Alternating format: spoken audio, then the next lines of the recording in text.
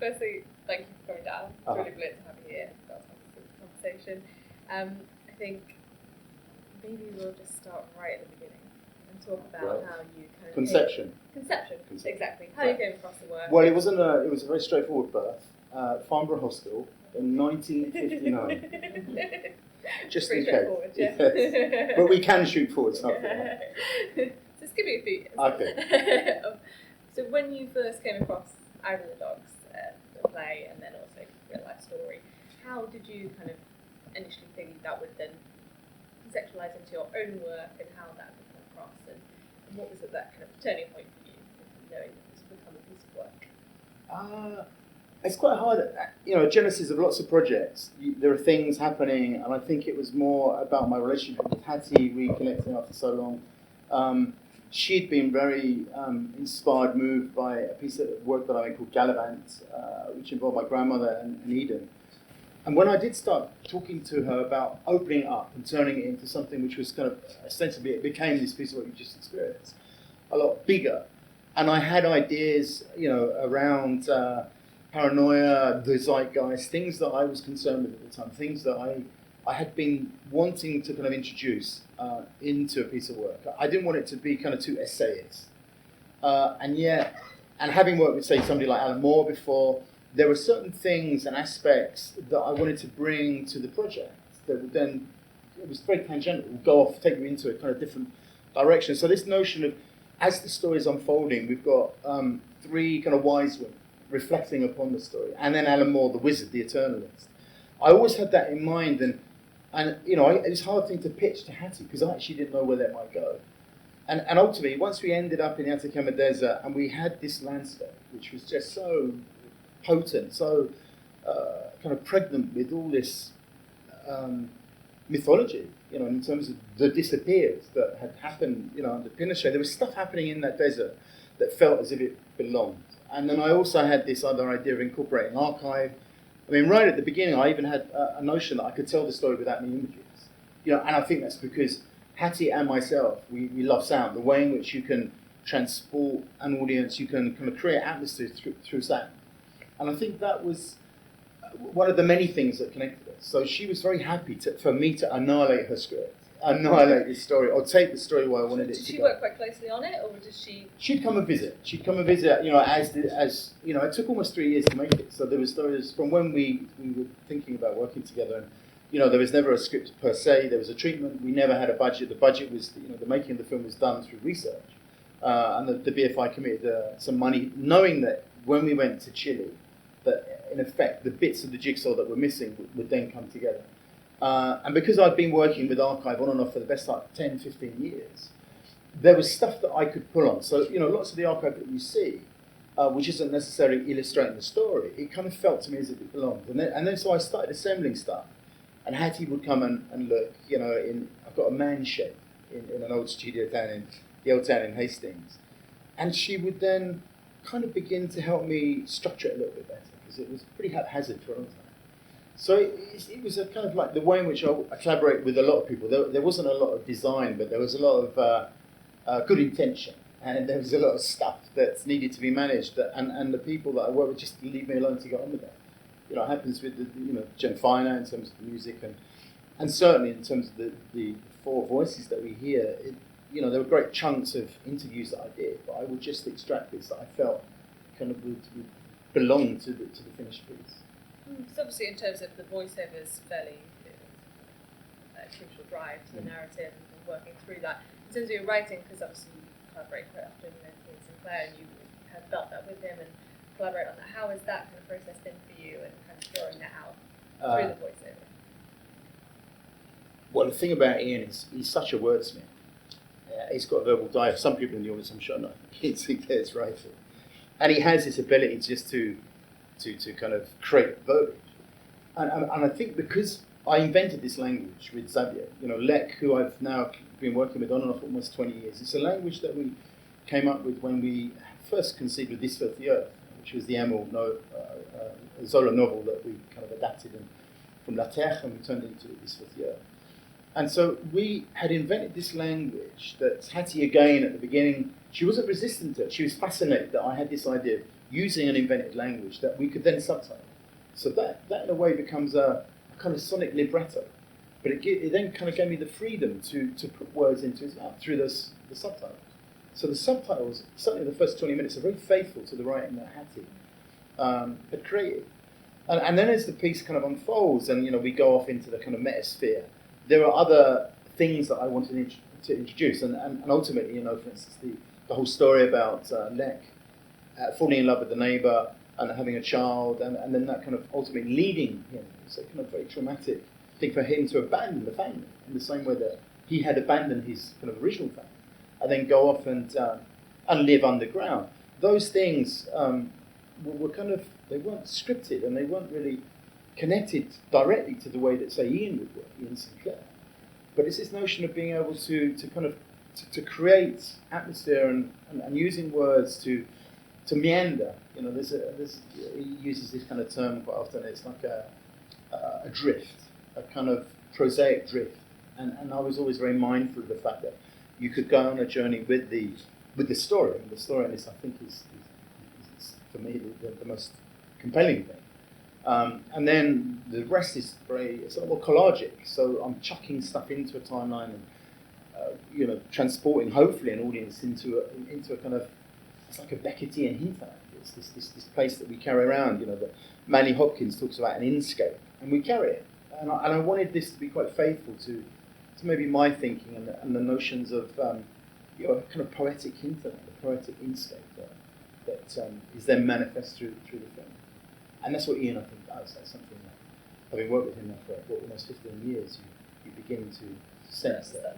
Yeah, and there's no formula. You don't pull a lever and it pops out. It's bloody hard work. You mentioned already kind of in terms of the archive material and putting that together. So it sounds like you initially sourced archive material and then filmed, or at least had already looked at locations and had been through that process. So was it initiated through archive originally, or did you kind of start filming about the same time that you were researching? No, the archive was already coming in from various other projects, and I have this good relationship with the University of Brighton, and I would go down to Brighton, and they have this amazing resource, the Screen Archive Southeast. Most of the archive there is bequeathed by family that you know, they lose people and they discover that some, you know, off in the loft or in a cupboard. There's a kind of movie maker family archive, and so that I'm always visiting twice a year. I pop down there and, you know, kind of I have themes that I'm concerned with or interested in, and I log them and start thinking that on VHS normally before I get the masters. So they're floating about there. But in terms of the location really was one of the last things that came into, or fell into place, and that's because later on we were there 124 years ago, in Humberston. We made a trip together across South America. We landed in Montevideo in Uruguay, and we went overland all the way up. It took us 10 months to Bogota.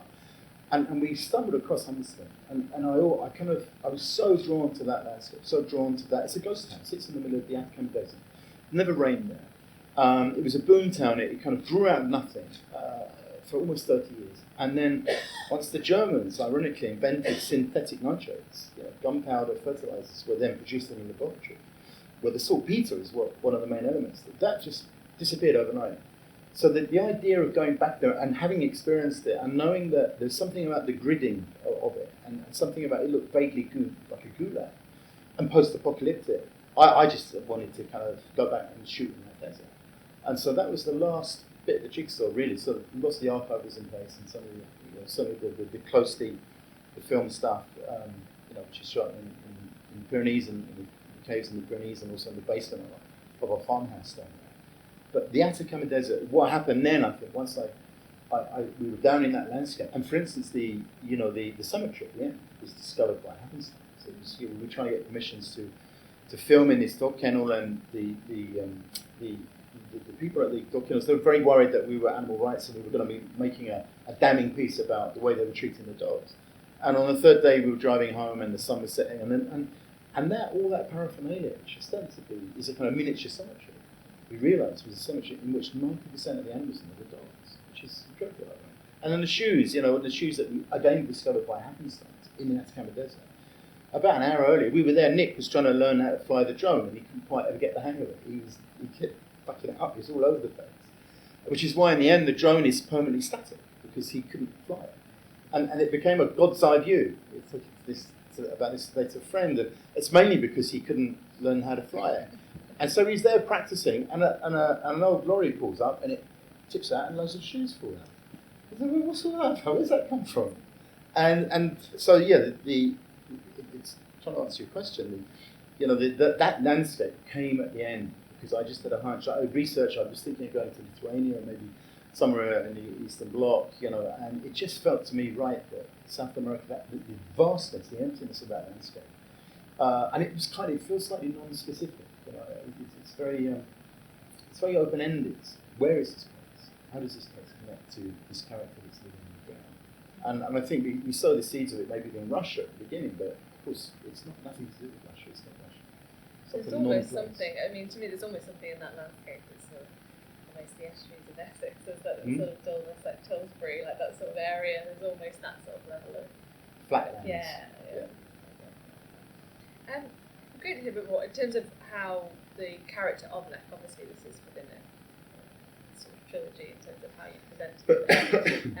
In terms of when you decided that the character is this kind of the end of Lek's story now? Are you expecting more from him? How is that kind of played out for you?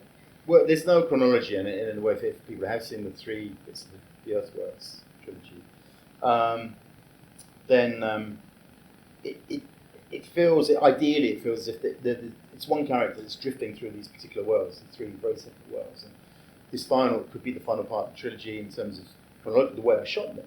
But his story, if you're kind of being pedantic about where does he go, is he older or younger than in this story? It kind of doesn't matter.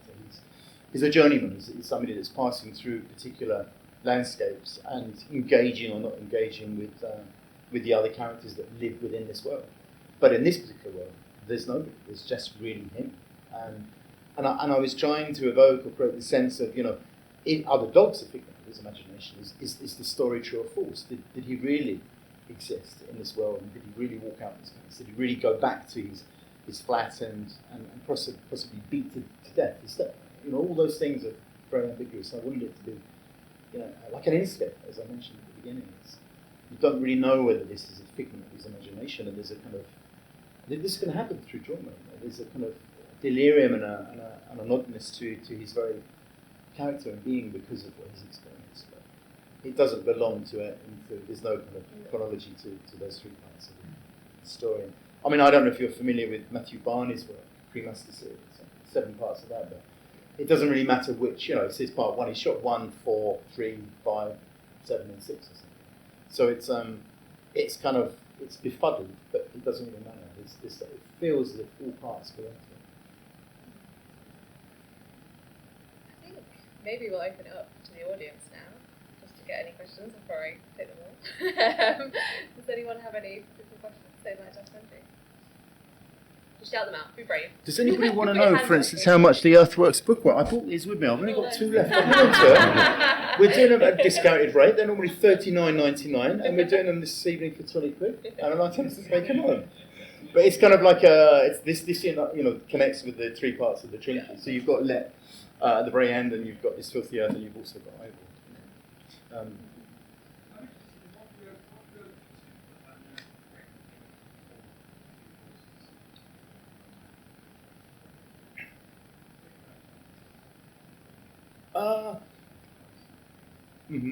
I think I wanted something slightly more. I was always interested in the notion that the Sibyl, the wise woman that lives in a cave. I happen to live with somebody that's a bit like that. Lives in a cave and is always telling me which way's up. And it was offering a kind of female, a Sibyllic voice, something that is kind of looking down on the world, that is reflecting on the story, is telling us stuff about the child psychologist, the animal behaviourist, and so unpicking what we were experiencing as an audience. And I think because I knew that I wanted to work with Alan Moore again, and he has a very particular idea and philosophy around the world and about the world. I wanted them to work as, like 3 kind of wise women, as an antidote to the kind of maleness of certainly Lek's predicament and maybe what Alan had to say. So it was done, because Layla bullied me into doing it, really. It's not true at all. But what is true So have I answered your question? Yeah. I was just imagining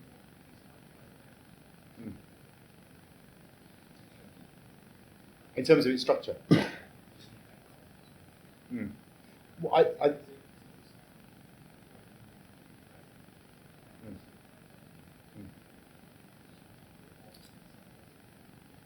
I think it's the first time I'd kind of done that, and it was done as an experiment. You know, it was a wanton experiment, and it's because I've not experienced that before as well in cinema at all. Yeah, you know, and something like Adam Curtis, who I'm a big fan of his essays and the way in which I don't know if you've ever seen The Power of Nine works. His work with the BBC, he works a lot with archive as well, but they're quite didactic. There's certainly there are issues, there are things that he's discussing that we, the audience, you pick up and you run with it, kind of intellectually, and sometimes you get angry and then frustrated and sad, and as a tactic, as a device, applied to a narrative. So you've got a semblance of a story and an experimental film. The voices are kind of there to disrupt, but sometimes maybe to aid, and sometimes maybe as another libretto. And so they arrive, and their voices tend to arrive when the camera's static, when we're looking at a landscape, mainly the Atacama landscape.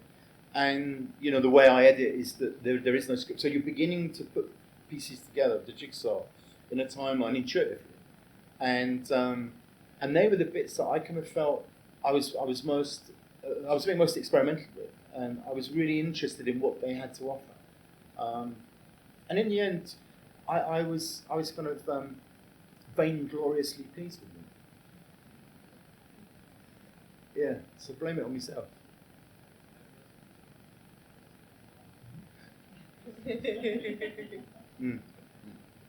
But I was also I never test screen stuff with audiences, apart from with my students. And there was something about, I did 2 test screenings way back, a year and a half ago. It was a kind of muddled version of what we've just seen tonight. And one of the things that I think seemed to be really successful is that this was something that they really enjoyed. They couldn't quite work out what they felt about it, but they were enjoying these disembodied voices of the specialists, the voice of authority suddenly appearing from nowhere, but also sounding, because it's a device they use, they sound like they're coming down the end of a telephone, or you're panning along a radio and you've just tuned into this program that seems to connect. So they're kind of like sonic archives that belong to the story as it unfolds. So that was something else that was an experiment, but ultimately I was pleased with. Right. Cabin doors to manual. We're going out. Oh, are we? I've got one question. Yeah. When you're searching through the archive, looking for footage, you have to put in certain keywords. Like you're looking for a certain thing, and I can't imagine, like there's a sequence in a shot in there of punching tube, and I've seen that sort of reflection throughout some of your work. The seaside, which is definitely sort of influenced by the problem as well. But like when I've done things in the past with archive, and I found it really hard to find that piece to use that fits so well, and yet every time I watch one of your films, it seems to complement it so brilliantly. I think, how do you do it in terms of like finding it? Like some of the archive, for instance, audio archive you use, sometimes it feels like it's lifted from something else, and sometimes it feels like it fits perfectly with clearly an image that wasn't within the first place. I'm not sure what my question is, other than the fact that I've tried doing this recently with a project about bear garden. It's about a traditional bear garden. It's all from my childhood, and I sort of searched the archive.com. I typed in bear garden, it comes up. But I guess what I'm saying is, for this film in particular as well, and Ivul as well, that the sounds that you've managed to find often complement the image so well. Yes, they are. Well, I think it goes back to this notion of the collaging, and the collaging sometimes, I think if you know the bits of the jigsaw, if you're working with found, or you're keying in words, go back to your first thing, I would key in words like dogs, rubbish tips, end of the world, apocalyptic. And we had a researcher from Getty for a while, maybe about a year and a half ago, that was coming up with, there's a sequence maybe halfway through the film And the dogs. There's some in Bombay and some in Indonesia. There's a guy picking through the rubbish, and that's the kind of footage that you get that they come up with, and it's very disturbing and very, very expensive. But all the time this is going on, when I'm down at Screen Archive South East, and for instance the Punch and Judy stuff, which was the end of a roll of something else that was shot by a guy that was really interested in local fairgrounds and the seaside, and it just seemed to be absolutely apt, and that's more about intuition and not always wanting to illustrate the story, but because everything's up for grabs in the way in which I work. If it feels like it belongs, and then you can accentuate that with a bit of sound, or the edit that comes next, or the edit that comes before, it can become really potent. In the same way that there's the guy that sets fire to himself and he jumps off the top of a. You think, well, what the fuck's that all about? Yeah. These were the travelling fairs that used to go around the whole of East and West Sussex, and that was for entertainment. And then an amateur cineast had to have filmed it, probably on standard 8. And it was hidden in another roll of stuff. So I just spent hours, and if it's odd, idiosyncratic, disturbing, then I make a note of it. And I will email the archivist in Brighton, and she has a photographic memory, and she could everything that passes, she's branded on her brain. And I said, I'm sure I saw a bloke up a pole, and I might have lost my notes. And she says, oh yeah, that's going to be on Mr. Dalball's archive in 1935. He shot that. And you'll find there's some nice goldfish if you're interested in an aquarium at Bexhill Museum. And I think the fair came in. There's some notes here. The fair came in and he filmed them when he was diving off into. I think, whoa! And it stays. It's branded now on my brain. So I've made notes and they go into my kind of my journals. And then as and when I'm looking for stuff that belongs but through not belong. And that's why archive can be so powerful and so rich, especially if you're using it in a more unexpected way. And if you think in this film, the empty supermarkets, which is pretty well the only stuff that was shot in Russia, and there's a kid that's wandering around, and everything's empty, and you think, oh, that's Russia, terrible. It was kind of Western propaganda. Well, it was true, but the reason that worked so much for me, and I was deliberating, do I keep it in the film or not, is there is a kid that's following around a mum with her daughter. And he turns and looks at the camera, and I slow it right down. And you think, well, is this Lek? Is this Lek? Is this? And it could be Lek, as a young boy, alone, abandoned, following somebody around an empty supermarket. So it kind of resonates in a way that is unintentional in terms of when it was shot, but you can reappropriate it and give it a new life and a new meaning.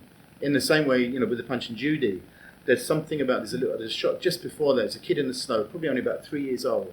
And that wasn't shot in Russia. It was somebody's kid in the garden, probably in the 20s or 30s, probably shot on 9.5mm. And the kid looks so lonely and sad. And so that becomes another metaphorical, imagistic experience that underpins what I'm trying to talk about. A 4-year-old kid is left home and is out in the world through trauma.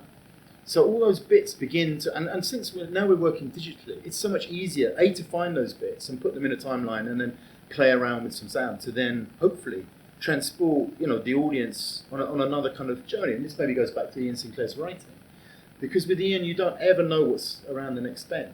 And you don't know why you've gone in that particular direction and what it means. But if you like his writing and you're willing to kind of engage with that kind of cerebral journey, then it can be, I think, quite rewarding. But I was doing that very intuitively when I first started making films. Just looking for the unexpected, looking for those moments that sometimes jar, that sometimes feel like they don't belong, but you can make them belong. Yeah. I think the soundtrack similarly reflects what you're saying in terms of those moments that are jarring but feel like they're meant to be there, but then something will break you out of that. And I definitely feel that, or you can see that from your creative process, that's quite early on, obviously, John's been involved and you've had that conversation and developed through. Well, so when we made Galloway together, that was again because I had a blank canvas and the seaside was circumnavigating the whole of the UK, and so you start finding or gravitating towards material which is seaside-ic, but then sometimes you want to subvert that, and so it's a matter of collaging stuff together and not being too respectful to narrative, because narrative has a tendency just to write roughshod over everything else. the story is all you go along to. It's like, yeah, you read the novel and you might as well, read the first one and at the end. And it's fine. And but I feel that cinema was hijacked in the 2030s by the storytellers. So, and there are people amongst us tonight that make cinema, which is remarkable, that the majority of people don't ever get to see. And when you experience Toddy Hill's cinema, you never forget it. At the very beginning, when we started with that bright color, Yeah. painting, and from that moment, the sound of voice, I had no idea, absolutely no expectation what was going to happen, and it was everything about the feeling.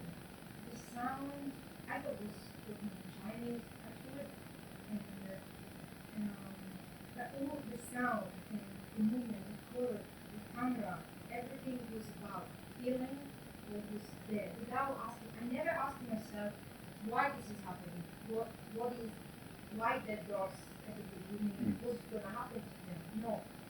Every single moment in all the artwork, I was fully present, and the amount of messages that I learned in the last time that I was sitting here has been absolutely incredible. I never saw anything like this in my life, and I'm really grateful that it was to be part of this, especially very strong is the message of the connection between color and quality, and the trust of the Buddha, the trust of the animals away from the human and the society that everyone says in the plot, the instinct, that deep dark role, the trust of that man is just incredible. It's really powerful. Thank you. I'm glad that it affected you like that. And there are mixed messages, and some of the message, which is, I go back to this, I don't want to be too didactic. I want it to be more poetic, because you can pull so much more from poetry than you can from a newspaper. And sometimes it's things compressed, condensed into meaning. But when you unpack poetry, it falls apart, it evaporates. And Samuel Beckett's writing, when I was younger, I had no idea what the fuck he was talking about half the time. But it kind of felt like it was important, and I would return to it and think about it. And I'm trying to do that with cinema. So you're putting bits of a jigsaw together, and you can't buy it anywhere. And there is no lever, as I mentioned earlier, and it doesn't pop out. It's very specific to itself, to that experience. So you had a question as well.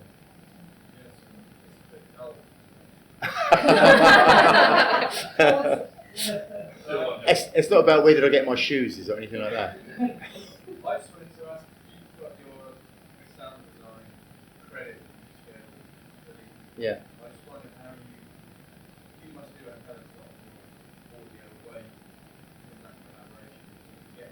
Yeah. You talk about, I'm doing exactly the same thing at the moment, both producing sound and film. I find it's quite a difficult collaboration to do everything myself. And then I think it's something effectively I'll have to mix it.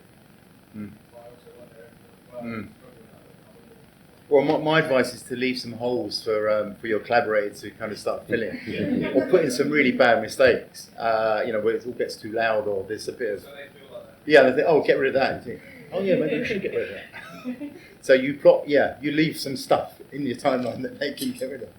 But Philly, I think because we met about 17, 18 years ago, and he has an ability. He's a fisher of sounds, and he has this ability to.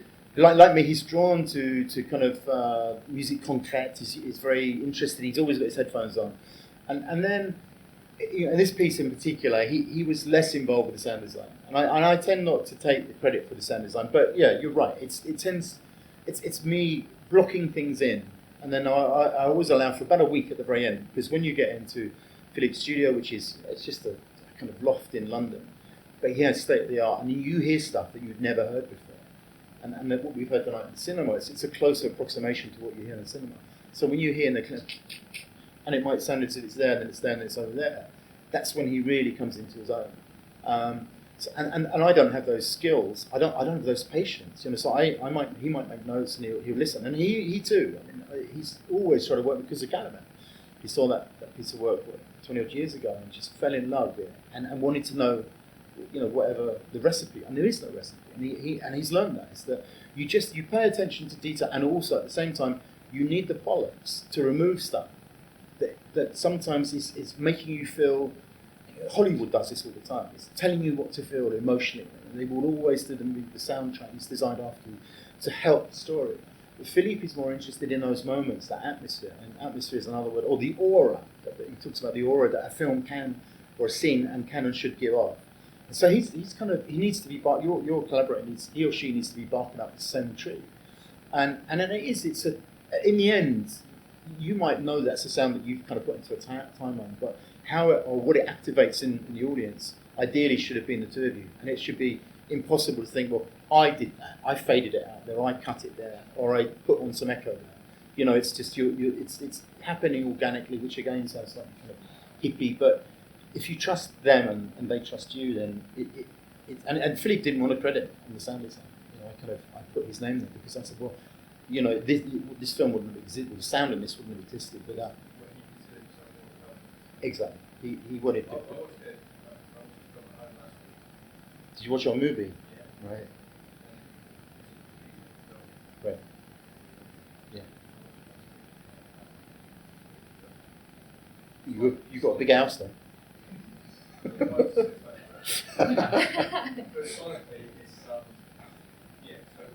Right.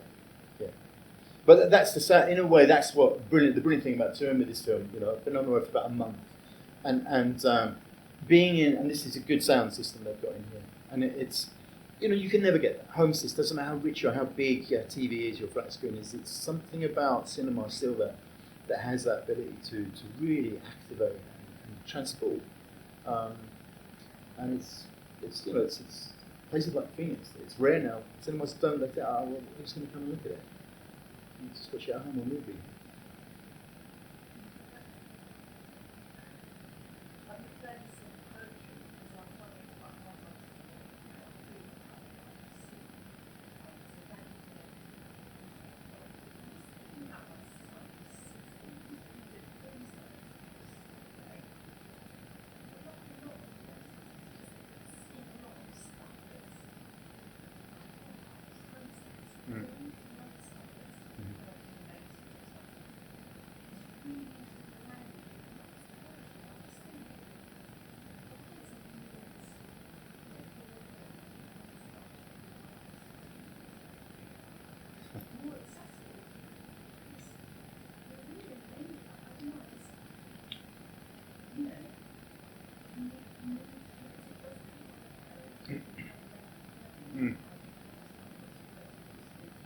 Processing, yeah.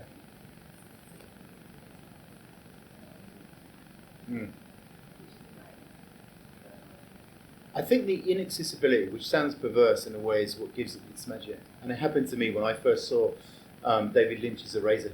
I mean, I'd gone to the cinema to have sex, and instead I got Eraserhead. And I don't know if any of you have seen Eraserhead. I was only 17. And the girlfriend that I was with just ran out, and I stayed there for kind of 3-4 hours. I saw it 4 times, and I had never seen anything like it. And you don't want this stuff to be ubiquitous. Sometimes nowadays you have to work quite hard to find this kind of stuff. But when you discover it, at 16, what does he know? Fuck all. Let him get, and if you can, chuck this kind of stuff at him. But it's his duty to resist it as your son. And like I was so resistant to literature, and Samuel Beckett, as I mentioned earlier, it didn't mean anything to you, but as a parent, you just have to keep on doing it. And maybe he will discover something like that. And it would probably be on his phone, and he won't experience the sound in the way that we have this evening. And so be it. But there is stuff out there that exists that younger people know about that we don't know about either.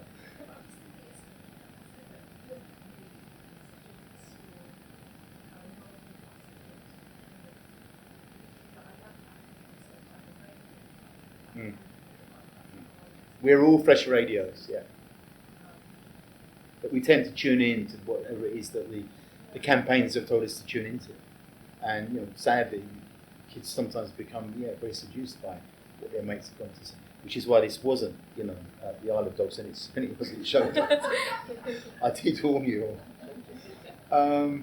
But discovering that stuff, when you discover it, it's a poetic moment, because it transforms and changes the way in which you understand the world. And you can't. It shouldn't be ubiquitous. You need to put your back into understanding poetry. It's like learning a language. I still struggle with most poetry. There's something like Kate Tempest. It comes from nowhere, and it took the younger generation to nurture something, and she needed to be fighting against blokes to find that voice, to compete with them in those kind of hip hop rap competitions, to eventually become this a force of nature. I don't know if you know her. Try your son on a bit of her. Yeah, when he's asleep, right? Get his iPhone and just put it up against his ear and turn it up. Yeah, from the A to the B to the C to the D, and then yeah. You need to bully him into poetry. Well, I think it's works like this that make the most of what audiovisual can do and what cinema can actually present to you, and it makes a very different cinema-going experience. But I am lucky that I still at home who are distributing this, and the fact that you give it a one night, that's still kind of rare. There are experiments. I experience maybe what you're after, these moments, the kind of magic still when I go to film festivals. And it's reassuring to think that work that can really transport you to places you've never been before still exists. But it does tend to be quite difficult to find in most cinemas. Venues have to take the risk on it. It is a risk. But, yeah. I mean, Yeah. definitely not worth taking. But yeah. But would you have taken the risk tonight if I hadn't done the Q&A? You would have done. Good. And hopefully you all still would have come and watched it. For us, I mean, mainly through the nature of these and what we do, it's very important for us to show a dynamic and wide-ranging offer of cinema. And other venues obviously also have that same ethos and purpose, and they will also make sure that work like this gets shown. And I think it's that kind of continued commitment through the independent cinema venues that will allow it to smash. Okay. Are we done? Are we allowed to go home? Yeah. We're allowed to go work out whether France won? They did. Have you been Googling? You've been bloody watching your iPhone. Was it 1-0? Okay, brilliant. No extra time, no penalties. I feel a bit let down. I was hoping it might get to penalties. Brilliant. Yeah, thank you so much for coming. See you.